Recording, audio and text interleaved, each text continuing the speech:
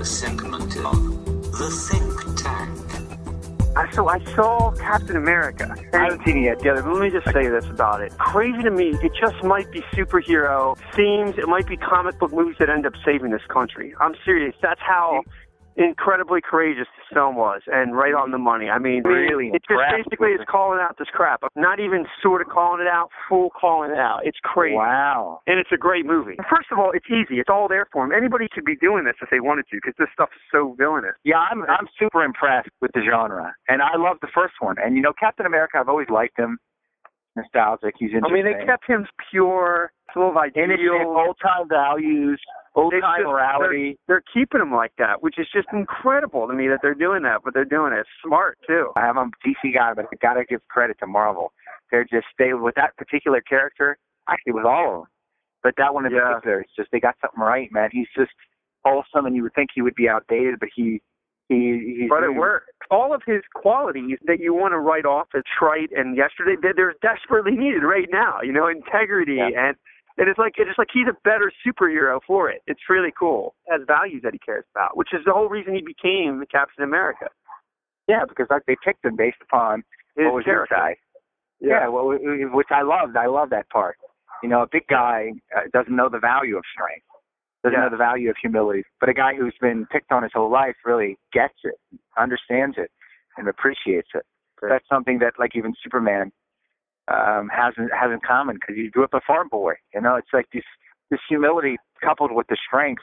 It just makes him for an endearing character and a well-rounded character. You know, what's so cool about watching these comic book films come on screen is they're able to tackle this very serious subject matter that the American people and the world really are dealing with right now, and deal with it in a very entertaining way, not in a sort of demagoguery. A lot of these things are timeless. You know, the same evil is rearing its head again. It's not new stuff. It's control over people's lives. It's snuffing out individual liberty. It's tyranny. It's all the same things. And hopefully, if they're seeing it through the lens of a superhero movie, they'll pay attention, is my hope. I hope also, and I think that's probably going to be the case. I mean, at least with younger people, they'll have those values. It's kind of cool because the people that grew up with those comics are now older. I mean, I would say the youngest he got is maybe mid-30s. It has that sort of nostalgia. I mean, some of these are verbatim. Some of these are picture for picture what happens in these comics. So you're getting the values translated. So these kids are growing up with it. It makes me very happy and very excited, because the whole point of Captain America, the whole point of Superman was patriotism. You know, had these powers been instilled or given or born into somebody else who was raised differently, who had different character, he would turn out like Hitler, or they would turn out very different. Right. But traditional American values are what makes these heroes, and these two particular heroes, Captain America, who they are, and they're just good men. What you're saying is so true, and they're the good men that don't stand silent when they see evil. You know, there are still good men, but we're a new breed where we're taught, you know, for our generation, we've been taught to shut up, to hide masculinity, to hide those traits. And in these stories, just the opposite is true. It's your honor, it's your duty to stand up and to fight. It's not. What's the point of even being born? I mean, there are people that will say, you do the best for you, you do you get what you can get, you know, you grab that paper, or whatever they say. Mm-hmm. But the truth is, we really, I mean, as a Christian, as a man, as an American, we are put here with all of our attributes and all of our talents to take care of each other, to take care of what we can take care of, to contribute, to sacrifice, to be, you know, and it's not instilled in us much anymore unless you have traditional parents, maybe like the Duggars. You know, I'm so impressed when I see a story that comes out like that. Original story that comes out like that, where it's good people doing good things and self-sacrifice, not for the benefit of themselves, but truly for the benefit of others. And a lot of the appeal of those comic books were lost to me as a kid, but as I become an adult, I totally see the timeless things. I like how you were touching on this. Oftentimes, strength and power, they're not coupled with the essential ingredients to make those things wonderful, which is humility. Perspective.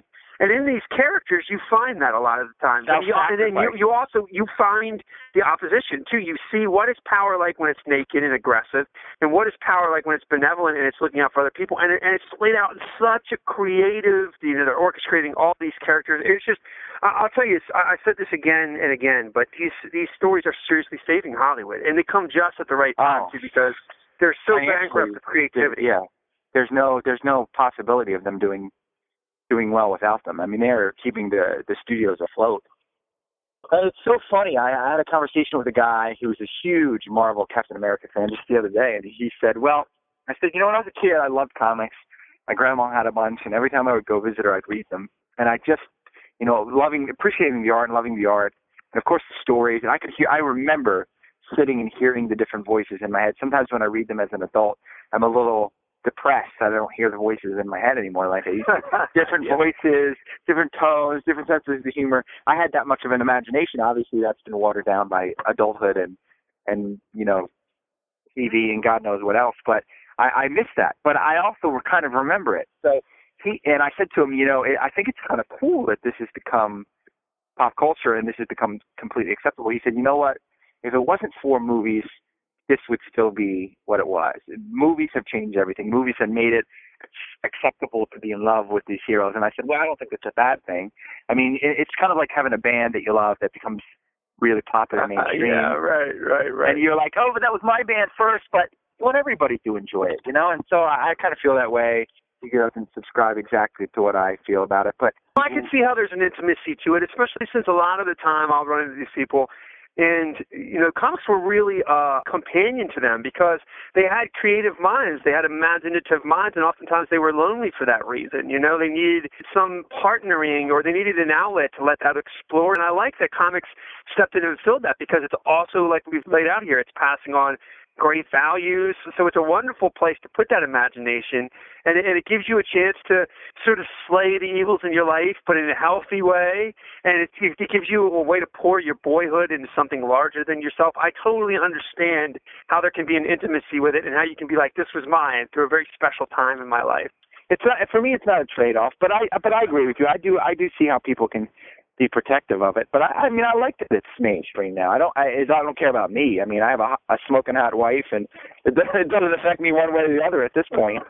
But I do appreciate that other people can appreciate the things that I love and the things that I care about. I mean, the other thing that I think really enriches the viewing experience for people like you and my friend Tim and these other guys I know that have really delved into this is that I think it's much richer. I mean, I think you guys see the breadth and the depth of these stories, and what's dawning on me is the multitude of characters and the universes and how they all like overlap each other. It's the last bastion of depth for a universe as far as if you can make it into a film. Basically, through like the early 90s to the end of the 90s, Disney was primarily doing live-action remakes of old films and old TV shows because they had no more ideas.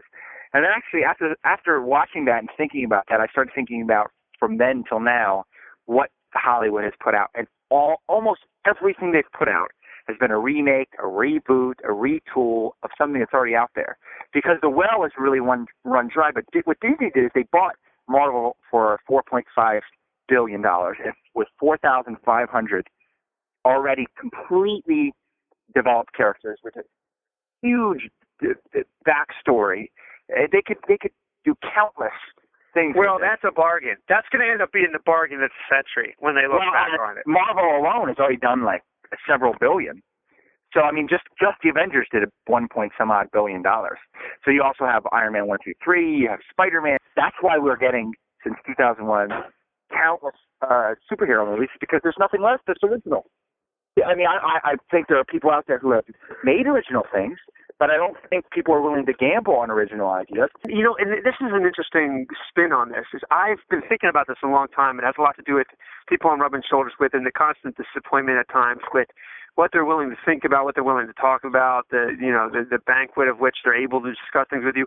And I started thinking, the minds that were creating these comic books and even the minds that were creating these stories when we were kids, quite frankly, I don't mean to be like, oh, everything was better then. I think they were just better. I really, truly do. I think they were better. I think they were more well-read. I think they were better educated. I think they were allowed to think freely. For all the talk we have of progress, I don't really see that. I think I see a bunch of regress around me. I certainly see it in the entertainment entertainment business. You and I are both artists. You pull some sort of fecal matter or urine out of your body, you smear it on a canvas, middle America's shocked, so you're like the latest, greatest artist in the world. That's not art. If you want to shock people, if you want to awaken them, well, awaken them to something that they need to be awoken from. They don't need menstrual blood all over the canvas. Offense. It's like the Socialist Manifesto. Make art irrelevant. Make art ugly. Make art disgusting. Make art not a beautiful thing. Well, you can use your talents and make something that is going to open people's eyes, but it's still art. I mean, you have to be good at what you're doing. I know, it can matter. I'm not saying exactly like you just said. Mattering is not the problem. So that's what they confuse shocking or offending with mattering, but that doesn't actually matter.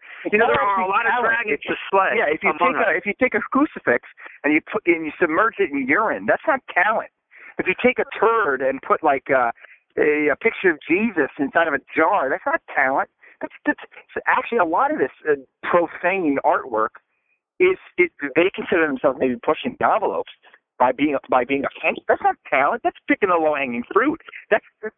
Any offense to Judeo-Christianity is low-hanging fruit, and you're lazy. You're not talented. I agree. Lazy. Exactly. And that's the thing that I'm sort of alluding to with your original point, is that these guys that were creating this, quite frankly, their mind wasn't turned into a million knots and pretzels. Sure. I mean, give me a break. Superman's creators were young Jewish boys. I mean, these are guys with good values. All these characters were grown out of men that had seen war. I mean, these were talented artists that grew up when you had to work for a living. These guys weren't making multiple $1 million. Exactly, and that kind of reflection was in their art too. You see it in Superman's parents. You see it in backstory that they set these stories in. They're paying respect to the American men and women in uniform. In the case of Spider-Man, there's these subtle, strong men that show character and walk young men through the gauntlet of what it means. As far as Spider-Man's concerned, he was a selfish brat when he got his powers. It wasn't until his great uncle Ben was killed as a direct reflection of his selfishness that he realized, and that's a famous quote, with great power also comes great responsibility.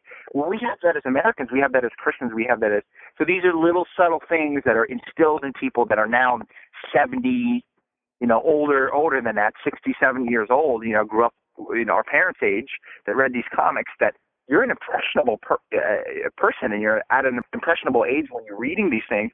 And whether you know it or not, these things have a big impact on who you become as a person. I would say I would venture to guess maybe like mid-'80s, late 80s, we really started to veer away from those values, maybe 90s, and you got what we have now. And I end this the way I began it. I really truly think that it's possible these comic books, of all things, could end up saving us, because it is possible they're the last front that's passing the baton of these values, especially one that's being watched. So how ironic is it that these little guys that were tucking themselves away in these little writing rooms could end up truly making a huge difference in the world globally? I mean, that's just a remarkable thought and a cool thought. Visit The Atheist Antidote on YouTube, where you'll find more than 100 videos pushing back against the poisonous ideology of secular extremism. Abruk, Glavlej, Produksjon.